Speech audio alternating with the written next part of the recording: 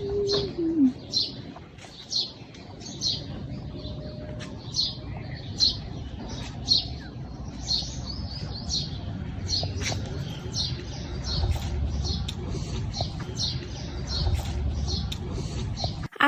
আলাইকুম, আমি সাদিয়া বগুড়া থেকে বলছি।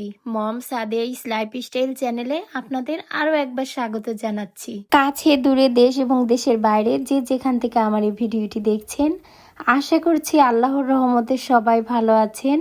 আমরাও ভালো আছি আলহামদুলিল্লাহ। চলে আসলাম নতুন আরও একটি ভিডিও নিয়ে। আজকে আমার সংসারের কিছু নতুন নতুন কাজ নিয়ে আজকের ভিডিওটি সাজিয়েছি। আশা করছি আপনাদের সবার কাছে ভিডিওটি ভালো লাগবে। তাই শুরুতেই সবার কাছে একটা লাইক চেয়ে নিচ্ছি। প্লিজ একটা লাইক দিয়ে আপনারা ভিডিওটি দেখা শুরু করবেন। সন্ধ্যা থেকে ভিডিওটি শুরু করেছি। এখানে বেশ খানিকটা তালের রস ছিল। এই তালের রসটা আমার গত বছরের ফ্রিজে ছিল, সেগুলোই আরও 2 দিন আগে বের করে রেখেছিলাম। তা আজকে ভাবলাম আজকে পিঠা বানাই। তো এর মধ্যে আমি চালের আটা, ময়দা, চিনি, লবণ এগুলো দিয়ে খুব সুন্দর করে একটা ব্যাটার তৈরি করে নিয়েছি। এখন এগুলো আমি ভেজে নিব। তো এখানে চুলায় আমি আমার খুব প্রিয় একটা ফ্রাই প্যান বসিয়ে দিলাম। এখন এই ফ্রাই প্যানটা গরম হয়ে গেছে, এর মধ্যে আমি তেল দিয়ে নিচ্ছি। কে কে তালের পিঠা পছন্দ করেন সেটা কিন্তু অবশ্যই কমেন্টে জানাবেন। আমার কিন্তু তালের রসের যে কোনো কিছু ভালো লাগে। তো ওইদিকে তেলটা গরম হতে থাক, ভাবলাম ভাতের চালটা ধুয়ে রাখি। আর ভাতের চালটা যদি ধুয়ে রাখা যায়, কমপক্ষে 10 মিনিটের জন্য যদি ধুয়ে রাখা যায়, তো এই চালটা যখন ভাত রান্না করব, ভাতটা খুব সুন্দর মসৃণ হয় আর বেশি একটা সময় লাগে না। তো আপনাদের এই টিপসটা জানালাম, হয়তো অনেকে এই টিপসটা জানেন। তা আমি এই চালটা খুব সুন্দর করে ধুয়ে নিচ্ছি। আর চালটা ছিল পুরাতন চাল, এই জন্য অনেক নোংরা পানি বের হচ্ছিল। তো আমি পরিষ্কার পানি বের না হওয়া পর্যন্ত চালটা ভালো করে ধুয়ে নিলাম। ধুয়ে রেখে দিয়ে এখানে তেলটা গরম হয়ে গেছে। তো এর মধ্যে আমি বড়ার মতো করে তালের সেই ব্যাটারটা থেকে দিয়ে নিচ্ছি। আজকে এই ফ্রিজের যে তালের রস দিয়ে আমি পিঠা বানাচ্ছি। পুরো বাসাটা আমার কেমন তালের পিঠার গন্ধে মানে ভরে গেছে। মনে হচ্ছে না এটা এতদিন ফ্রিজে ছিল, একদম ফ্রেশ মনে হচ্ছে। তো পুরো বাসাটা তালের রসের গন্ধে ভরে গেছে। তো যে কেউ বাসার মধ্যে, বাসার আশেপাশে থাকলেও বুঝতে পারবে যে কেউ একটা তালের পিঠা বানাচ্ছে। মানে এত ফ্রেশ ছিল তালের রসটা। তো আমি এখানে পিঠাগুলো এক পাশ হয়ে গেছে, আরেক পাশটা উল্টিয়ে নিচ্ছি। আমি অনেক আপুকেই দেখি সুন্দর সুন্দর কমেন্টের উত্তর দেয়, আমিও দিতে চাই, কেন জানি দিতে চেয়ে আর দিতে পারি না। আমার কাছে কেমন জানি মনে হয় যে সব আপুরাই তো অনেক সুন্দর সুন্দর কমেন্ট করেছে, আমি কার্ডটা রেখে কার্ডটা পড়বো, এই জন্যই আসলে আমি কমেন্টের কোনো উত্তর দিই না। তো আমাকে যারা যারা আপুরা ভালোবেসে এত সুন্দর সুন্দর করে ভিডিও দেখে কমেন্ট করেছেন, সে আপুদের জন্য মন থেকে অনেক ভালোবাসা আর দোয়া রইল। তো এখানে আমি চালটাও আমার প্রায় 10 মিনিটের বেশি হয়ে গেছে। তো এখন আমি রাইস কুকারে চালটা দিয়ে নিচ্ছি, কারণ আমার ছোট মেয়েটা মাদ্রাসা থেকে আসবে 8:30টায়।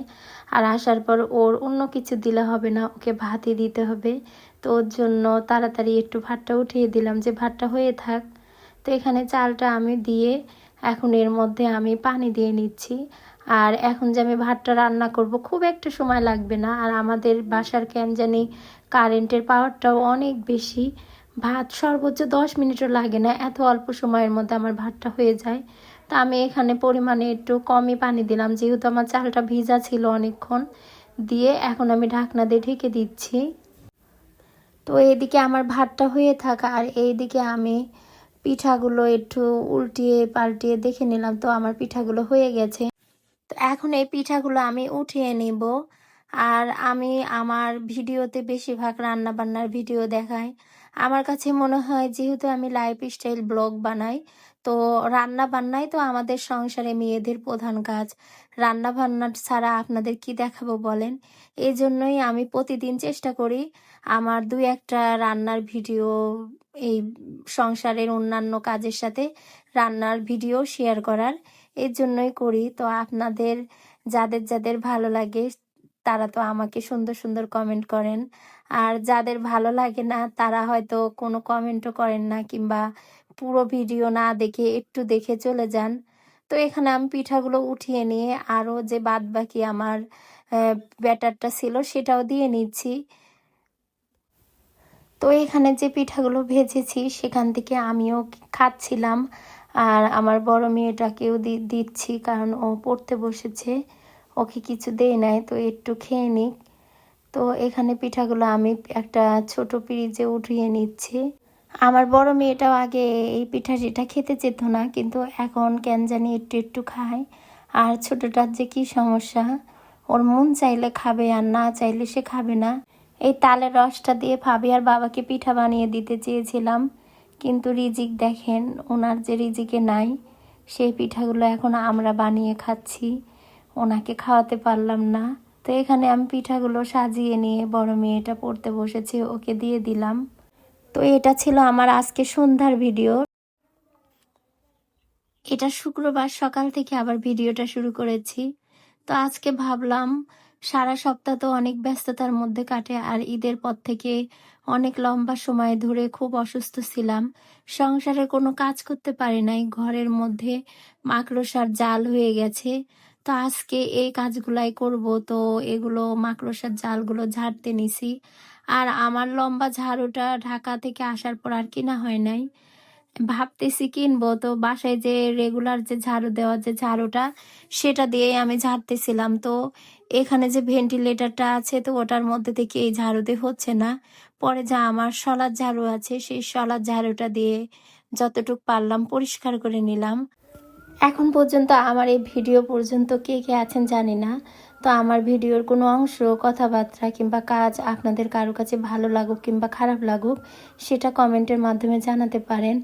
আর আমার এই রকম লাইফস্টাইল ভিডিও যদি আপনারা দেখতে চান, চাইলে আমার চ্যানেলটি সাবস্ক্রাইব করে পাশে থেকে বেল অনটি অন করে রাখতে পারেন। আমি যে কোনো সময় নতুন কোনো ভিডিও ছাড়লে আপনার কাছে নোটিফিকেশন চলে যাবে, আপনি আপনার সময় সুযোগ মতো দেখে নিতে পারবেন।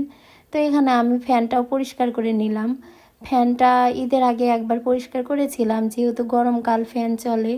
একবার একটা ভিজা ন্যাকড়া দিয়ে পরিষ্কার করলাম, তারপরে আবার একটু ওয়াশিং পাউডারের মধ্যে আরও একটা পরিষ্কার ন্যাকড়া ভিজিয়ে নিয়ে তারপরে আবার পরিষ্কার করে নিলাম। এখন অনেক সুন্দর পরিষ্কার হয়েছে।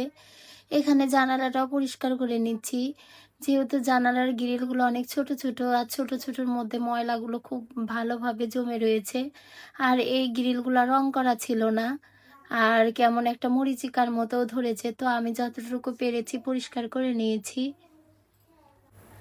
আপনাদেরকে আরও একবার মনে করে দিচ্ছি, যারা যারা এখন পর্যন্ত ভুলে গেছেন একটা লাইক দিতে, প্লিজ একটা লাইক দিয়ে ভিডিওটি দেখবেন। আপনার একটি লাইক আমার কাছে অনেক বেশি গুরুত্বপূর্ণ। আপনার একটি লাইকের কারণে আমার এই ভিডিওটি আরও অনেকের কাছে পৌঁছে দিতে সাহায্য করবে। আর আপনার লাইকের কারণে আমিও নতুন নতুন ভিডিও বানাতে উৎসাহ পাবো। তাই দয়া করে বলছি, একটা লাইক দিতে একটু কৃপণতা করবেন না। একটা লাইকই তো চেয়েছি, তাই না? কমেন্ট নয় করতে কষ্ট হয়, লাইক দিতে তো আর কষ্ট হয় না। তাই আপনারা একটা লাইক দিবেন। তো এখানে আমার জানালাটাও মোছা হয়ে গেছে। এখন আমি এখানে যে টেবিলটা, এই টেবিলের ওপরে যে আমি একটা কাপড় বিছিয়েছিলাম, সে কাপড়টা নোংরা হয়ে গেছে। এখন আমি এটাকেও চেঞ্জ করে নিচ্ছি। তো টিভিটা এখন নামিয়ে নিলাম, নিয়ে ভ্যাকসিন উঠিয়ে এই কাপড়টা দিয়েই আমি টেবিলের যে চারপাশটা যে একটু ময়লা হয়েছিল, সেটাও একটু পরিষ্কার করে নিচ্ছি। এখন আবার নতুন আরও একটা পরিষ্কার একটা আমার ওড়না ছিল, এটা আমার শাশুড়ি মার ওড়না ছিল। সেই ওড়নাটা বিছিয়ে ভ্যাকসিন বিছিয়ে আবার টেবিলের ওপর টিভিটা রেখে দিলাম। আসলে সারা সপ্তাহ তো ওইভাবে ব্যস্ততার মধ্যেই সময় পার হয়। বাইরে বাচ্চাদের যেহেতু স্কুল, কোচিং, মাদ্রাসা, এগুলো বাইরেই সময়টা বেশি যায়। তো এই জন্যে আজকে ভাবলাম, যেহেতু শুক্রবার, আর শুক্রবারে তো ওই রকম কোনো কাজ নাই, আর রান্না বাড়ারও আজকে অমনটা চাপ নেই।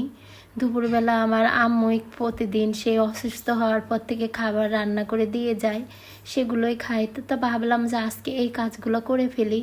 তো এখানে টেবিলটা পরিষ্কার করে, এখানে যে ছোট্ট মাল্টিপ্লাকের যে টেবিলটা ছিল, ওইটাও আবার পরিষ্কার করে নিয়ে এখানে চার্জার, টেবিল ল্যাম্প, এগুলো একটু পরিষ্কার করে নিলাম। নিয়ে এখন বিছানাটা ঠিক করতে আসলাম। যেহেতু ঘর ঝেড়েছি, অনেক ময়লা পড়েছে, আর চাদর আমি উঠিয়েছিলাম না, যেহেতু এটা চাদরটা পরিষ্কারই করতে হবে, তো এই ময়লাগুলো চাদরের ওপরই পড়ুক। তো চাদর আর কাঁথাটা উঠিয়ে নিলাম, নিয়ে আমি চাদরটা রেখে দিলাম ধোয়ার জন্য, আর এখানে কাঁথাটা ঝেড়ে নিয়েছি। আজকে এই কষ্ট করে এই ঘর দৌড় একটু গোছ গাছ পরিষ্কার করে নিলে কিন্তু আবার আমরা বেশ কিছুদিন অনেক আরামে থাকতে পারবো। তো এখানে কারেন্টের বোর্ডের সুইচগুলো একটু পরিষ্কার করে নিলাম, আর নিয়ে তারপরে খাটটা একটু পরিষ্কার করে নিচ্ছি। ঈদের আগে পরিষ্কার করেছিলাম, তাছাড়াও এখানে যে প্রতিদিন প্রায় ঝাড়ু দেওয়ার সময় টুকিটাকি মোছামাছি করা হয়, এই জন্য ময়লাটা ওইভাবে হয় নাই। তারপরে ওপর দিয়ে যে ময়লাগুলো হয়েছে সেগুলো একটু আমি পরিষ্কার করে নিচ্ছি। এখন কাঁথাটা বিছিয়ে নিচ্ছি, কাঁথা বিছিয়ে তারপরে এরপর একটা পরিষ্কার বেডশিট বিছাবো। তো আমি একটা বেডশিট বের করে নিচ্ছি। আমি এমনিতে যেটাই করি, সংসারে কোনো কাজ আমি ফেলে রাখি না, যখন কাটটা তখনই গুছিয়ে রাখি। আর আমার সংসারটা এলোমেলো থাকলে আমার ভালো লাগে না। আমি একটু ছিমছাম মানুষ, একটু ছিমছাম থাকতেই আমার ভালো লাগে। আমার কথা, ঘর তোর একদম গুছানো থাকবে। তো এখানে আমি বেডশিটটাও বিছিয়ে নিচ্ছি। আর আজকে যে আমি ঘরটর ঝেড়েছি, আমি ওই বুঝে ঝেড়েছি যেহেতু আজকে আমার রান্না বান্না নেই। আর আমি চেষ্টা করি শুক্রবারে কাপড় না ধোয়ার, কারণ শুক্রবার এমনিতেও ইবাদত বন্দেগীর একটা দিন, আর বিশেষ করে ভালো মন্দ একটু রান্না বান্না করতে হয়, ওইদিকে সময়টা একটু বেশি দিতে হয়। এই জন্য আমি শুক্রবারে কাপড় ধুই না। শুক্রবারে আমি বেশিরভাগ চেষ্টা করি অন্য সব কাজ না রাখার, একটু রিল্যাক্সে কাটানোর জন্য। আমি সেই কাজগুলো শনিবারে করি, যেহেতু শনিবারে আমার বড় মেয়েটার স্কুল বন্ধ, ছোট মেয়েটার খোলা থাকে। আমার হাজব্যান্ড বরাবরই একটা কথা বলে যে তোমার আগে শরীরটা ঠিক রাখতে হবে। তুমি হাহামরি করে সব কাজ একবারে করে ফেললে, তারপরে যখন তুমি অসুস্থ হবে তখন তো এই কাজগুলো আর করতে পারবে না, তো তখন কি হবে। তো এই আর কি, এই জন্য চেষ্টা করি শরীরের ওপর যাতে কষ্ট না পড়ে ওইভাবে কাজগুলো করার। আর আজকে রান্না বান্নার কোনো চাপ নাই বিধায় আমি আজকে এই কাজগুলো করে ফেলছি। আর আমার এই ওয়ার্ড্রোবটাও এখন গুছিয়ে নিচ্ছি। ওয়ার্ড্রোবের ওপর অ্যাকসেন্টটা অনেক নোংরা হয়ে গিয়েছিল, সেটা উঠিয়ে ফেলেছি ধোয়ার জন্য। এখন ওয়ার্ড্রোবের ওপর যে জিনিসগুলো থাকতো সেগুলো মুছে নিয়েছি একটু পানির মধ্যে ওয়াশিং পাউডার দিয়ে। আর আমার এই জিনিসগুলো খুব বেশি কিন্তু নোংরা হয় না, কারণ আমি এগুলো 2-1 দিন পর পরই এগুলো পরিষ্কার করি। আর যখন দেখবেন আপনি 2-1 দিন পর পর আপনার ফার্নিচার কিংবা আরও যে অন্যান্য জিনিসগুলো আপনি রেগুলার পরিষ্কার করছেন, তো দেখবেন এগুলো খুব বেশি ময়লা হয় না। তো এখানে আবার ওষুধপত্রগুলো দেখে নিচ্ছি, যেগুলো দরকার নাই সেগুলো ফেলে দিচ্ছি, আর বাদ বাকিগুলো সাজিয়ে রাখতেছি। সাজিয়ে মানে কি, এগুলো তো এখনও চলছে, আমরা খাচ্ছি। আজকে মনটা খুব হালকা লাগছে, কারণ আমার ঘরের জিনিসগুলো তো গোছানোই থাকে, কিন্তু ঘরের মধ্যে অনেক মাকড়সার জাল হয়ে গিয়েছিল, সেগুলো ঝেড়ে নিতে পেরেছি, ফ্যানটা পরিষ্কার করে নিতে পেরেছি। এই জন্য মনটা খুব ফ্রেশ লাগছে। আর যতই অসুস্থ থাকি না কেন, ঘরটা যদি আমার গোছানো থাকে তো আমার খুব ভালো লাগে। তো এখানে যে কাপড়গুলো উঠিয়েছিলাম নোংরা, সেগুলো রেখে দিলাম, শুধু মশারিটা ওর মধ্যে ধুয়ে নিব। তো এই তো আমার ঘরটা গোছানোর পরে মনটার মধ্যে একটা আলাদা রকম শান্তি লাগছে। আমি খুব সুন্দর করে ঘর সাজাতে পছন্দ করি। আজ থেকে 10-12 বছর আগেও আমার ঘরে কিছুই ছিল না, তারপর আমি চেষ্টা করতাম মাসের মধ্যে 2-3 বার আমি ঘরের জিনিসপত্র একবার এক এক রকম করতাম, এদিক সেদিক করতাম। আমার ছোটবেলা থেকেই শখ ছিল আমার নিজের একটা সাজানো গোছানো একটা সংসার হবে। আলহামদুলিল্লাহ আমি সেই সংসারটা পেয়েছি। মহান আল্লাহর কাছে কোটি কোটি শুকরিয়া, আল্লাহ আমাকে সাজানো গোছানো সুখের একটা সংসার দিয়েছে। তো আমার আজকের ভিডিওটা এই পর্যন্তই। আবারও আপনাদের সাথে দেখা হবে নতুন কোনো ভিডিও নিয়ে। সে পর্যন্ত সবাই ভালো থাকবেন, সুস্থ থাকবেন, আমাদের জন্য দোয়া করবেন, আমরাও আপনাদের জন্য দোয়া করি। আল্লাহ সবাইকে ভালো রাখুক, সুস্থ রাখুক। আল্লাহ হাফেজ। আসসালামু আলাইকুম।